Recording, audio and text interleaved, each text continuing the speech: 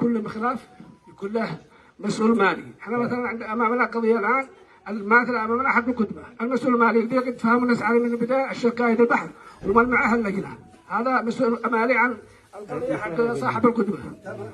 قضيه النعماني اللي عندنا حق كبود، في معهم مسؤول مالي ايضا جاهز، وكل مسؤول مالي ومعه فريق بيتابعوا القضيه فيها ومعهم مسؤول مالي.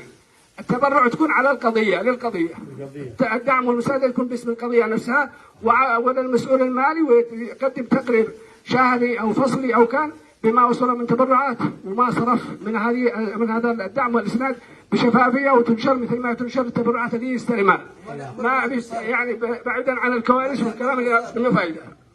النقطه الاخرى في جامع التبرعات، انا مع التحرك كل مخلاف.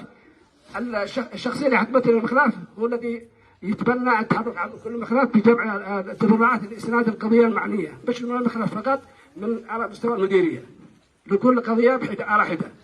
قضيه القدمه هذه قضيه النعماني اخرى، غيرها اي قضيه اخرى. احنا مع هذا القضيه الذي امامنا الان. ايضا نفس الحاله. من كان من قضيه خليها باسم كقضايا افضل وتكون اجدى عن التي تتبرع لقضيه محدده، وكل واحد وابناء المخلاف يكونوا هم في مقدمه الاسناد والدعم، سواء كانوا موجودين هنا او مغتربين.